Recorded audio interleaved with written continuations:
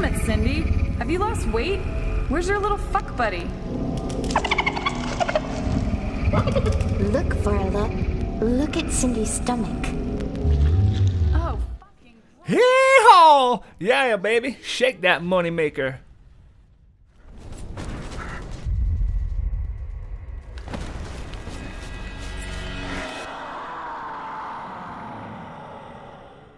Greetings, ladies and gentlemen. I am SocioPsycho, and today we have a treat for you for sure. The Typing of the Dead Overkill. This is created by Modern Dream, available for PC. It is a corny comedy on the rail shooter in an old arcade style game. If you remember games like Area 51 in the arcade, where you pick up a plastic gun and shoot at the screen, this has a similar feeling to it, and it has two modes.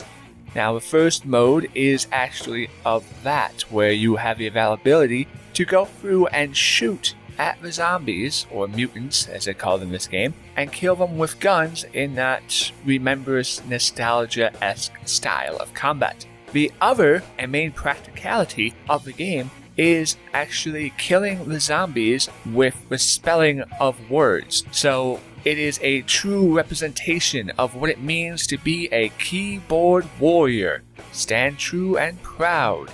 So let us first go off into the video settings, option settings, all of that fun stuff. Now you do have lighting, visualizations, and a large variable of screen resolutions. Anti-aliasing, which is good. There's not much here, but that's perfectly fine. The video quality of the game is a very corny-esque 70s retro style, low graphic, but it all fits together in the theme and the atmosphere, propel through the game with great elegance. So there's not any issue with how low end the graphics are. It still looks good, and when we talk about performance, it runs at 60 frames per second without any issues, no tearing, no clipping, no crashing. I have not had any issues upon those lines. When we go into audio settings, very nice. You have music, sound, and dialogue. There is a lot of dialogue in this game, as it does have a heavy story theme tied to it. It can be annoying at times, or it can be enjoyable, and one thing about it which I would have liked to see is the option to skip the video segments of a game. The first time through, it's perfectly fine, and while you can skip it by pressing escape, it doesn't have the same quickness as if you had an option in the options menu to skip it altogether, so it wouldn't even begin to load that up in the first place. It just is more of an annoyance on replayability rather than the first time through. Like I said, first time through, the game actually works just fine, and the story progresses through as a corny comedy atmosphere. The game is very simplistic. It comes down to typing, and the shooting gallery comes down to mouse controls. It's very basic. You got tab to collect items, or switch between weapons depending on the playstyle of the game, because you can see here, there's really not all that much, and is not a need for rebindable keys because of you're basically using your entire keyboard in the first place. You also have a large variety of languages, so there is that. Check the Steam page before you buy the game if you're not English based and you're looking for something else. See if it's compatible for that. So they do have a lot. And then you have DLC, which is just more levels and whatnot. So far pretty simple. Now you do have multiplayer game, and I feel the game is more enjoyable and fun in a multiplayer-esque fashion than playing with yourself. You can only get so much enjoyment playing with yourself, and so much more enjoyment playing with somebody else. Now you also have these mini games. These are just little side mini games, and the name kind of pretty much tells it all.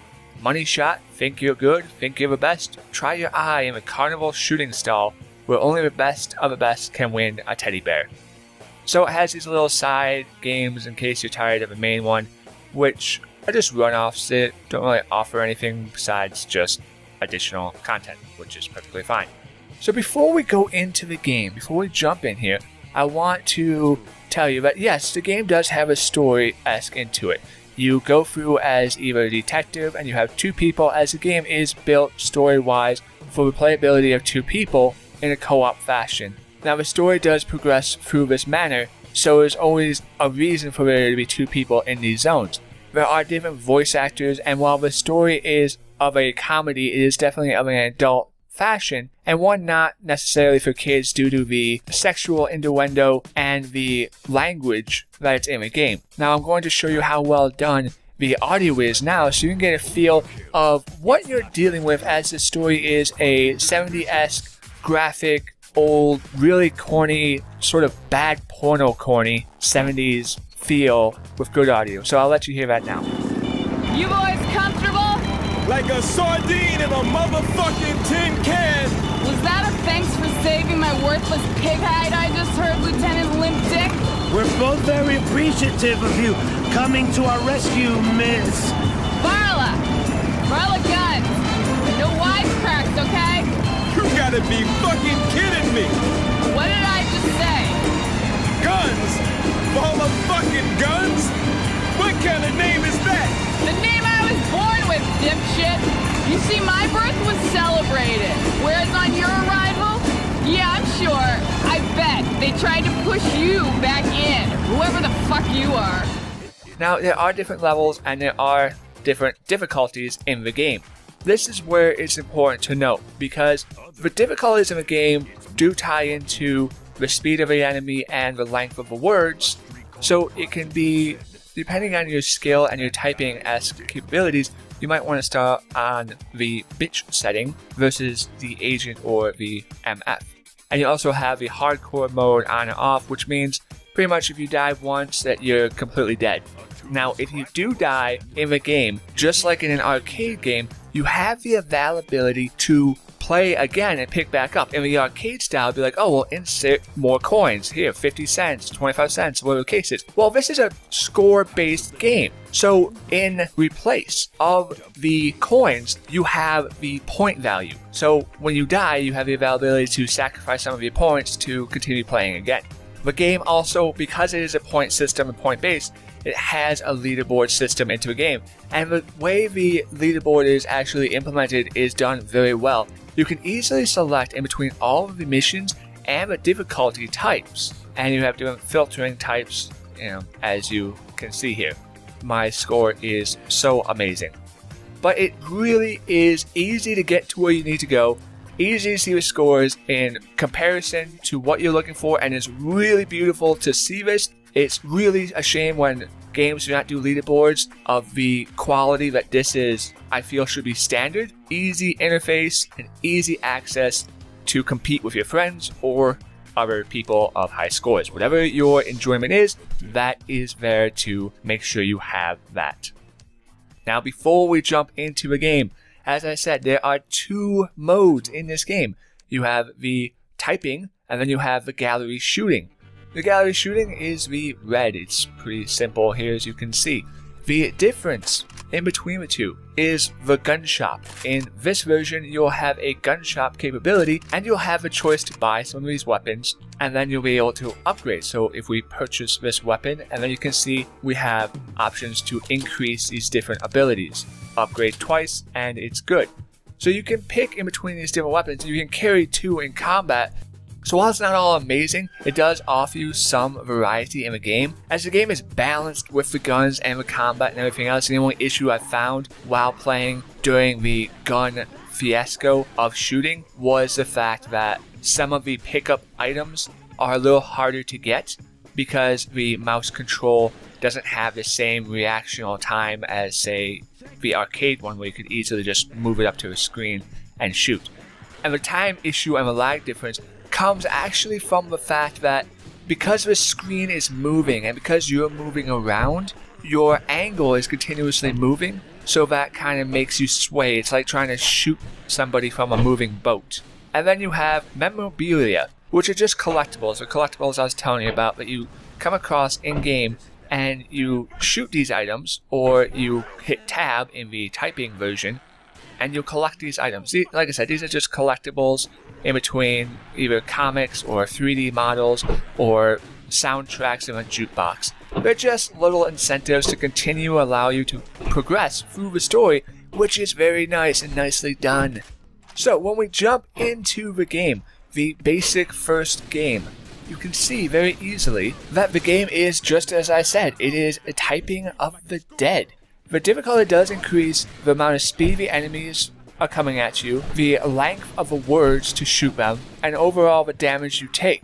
Sometimes it does feel as if you have 2 players that you're going to have a better time playing on the hard difficulties, but it does come down to how fast you can type. And there is a clear difference when you're typing. If you don't know how to spell properly, or you're not all that good at spelling, you're not going to have the same speed and you're going to be following through the letters. You're going to be like, okay, how do I spell hearted? Heart, and you're going to be following the line as you progress through. Now it does come down to sort of memorization of your keyboard and knowing where your fingers are, and that just comes down to the skill and practice of how long you've been actually typing in any sense on your computer or keyboard. It comes down to the skill you already have in spelling. Now does that mean that you can't possibly learn spelling from this game? Yeah, perhaps, but I definitely would not go into this game thinking that that's what the main cause is going to be. The game has a very adult theme to it. It has a lot of harsh language, a very grotesque, graphically bloody style art, which I'm fine with, but it's not something that you should be looking at like, whoa, I wonder if this would be good for a small child. It has a lot of adult content in the language that is spoken and the theme of the game. A lot of sexual exploits, cursing, and violence. Now, it doesn't mean that it's unplayable or it's derogatory, but it fits the theme of more of a comedy adult themed game rather than something that is educational. Like I said before, could this actually help you perhaps in learning a word or two? Yeah, it might help you in learning a word or two, but that is an afterthought or an aftermath, not really the main progression of the game. But the game is fair, I found, and it depends on your difficulty as well. As you progress through the story, the challenges and the art designs of the different characters do get a little varied. If you're playing on the carnival level, if you're not somebody who enjoys clowns, maybe the clowns will really freak you out, or maybe you'll get some satisfaction from actually eliminating clowns. It's really up to your own personal mindset upon how freaked out you are at the different aspects of the game. But the difficulty and challenge do raise within balance throughout the game, depending upon your personal skill, of course. I've found that the game to be fair and not really a waste of my time, and it does allow you to have the availability in the when you die. Yes, you may lose some of your score, so if you're going for a high score, obviously you don't want to be dying, but you can easily get right back into the game, and it may be unfortunate because you're like, oh, my score, but it's very well balanced in how it allows that to happen. Now, this also comes into the fact, as I said, throughout the entire game, there are collectibles. Now, these collectibles, during the typing phase of the game, all you have to do is press tab. So if you're pressing tab on every new screen, you're going to hit most of the collectibles. You might find one or two that get by you, and then on another replay, just remembering where they are, you can easily pick it back up. It comes down to your awareness on those factors, but like I said, that whole point is just to be more of a replayability incentive, and it works pretty well. Every mission at the end has a boss, and these bosses have different actions or characteristics in the game, and I found them to be fair and just. The only thing in the game that I do not enjoy because of either the amount of occurrence that they do happen, even if it's 1 in 50, there are some quick time events where you have to fight a zombie hand to hand, and it really doesn't do anything for the game in its fluidity or capability of fighting. It more of a takes you out of it, because the first 2 or 3 times, like, okay, I get it, but how much continuationally you see it becomes annoying rather than anything else. It's not a question of, oh, it's too difficult, or oh, it's too easy, or it's just a question of that it goes into a little quick time event cutscene, and it's just annoying after a while. This game does what it's meant to do actually quite well. It's very simplistic. So as you've been able to see, this is pretty much the typing version of the game. It's not all that complicated, and it's not all that difficult to understand. Now, the second version of the game is the arcade old shoot 'em up with a gun style game. Now, it still keeps on the rails of the world, because that's the basis of the game and that's how the game has been created and the engine is meant to work it. It has pretty much the same experience, except now you are shooting enemies. And it's still fun. The only issue I found on this front is some of the bosses are a little unbalanced in how you fight against them, and the weapon upgrades that I showed you in the options will equal some of that balance out, but still there are some inconsistencies in between how you end up fighting against the enemies with just your guns, because the game was made for the typing.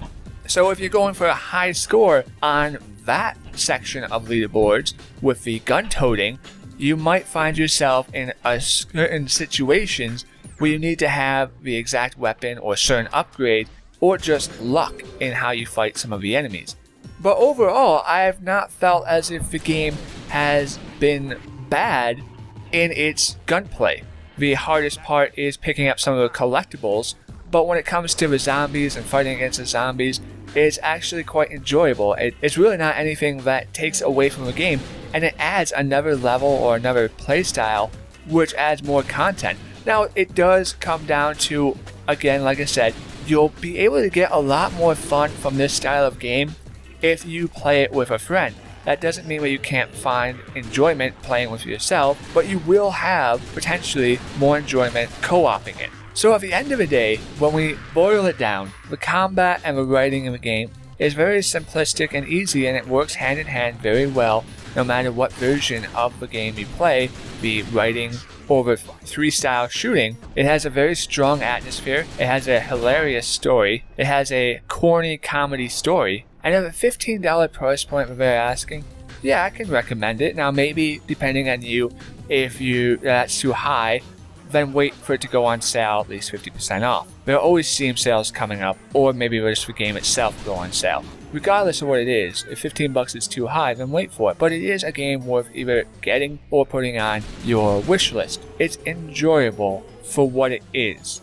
It's very simple, but at the same time, it's just enough to get done what it needs to. So thank you everybody for listening and watching. For I've been SocioPsycho, and this has been Mob Reviews, and I'll see you next time.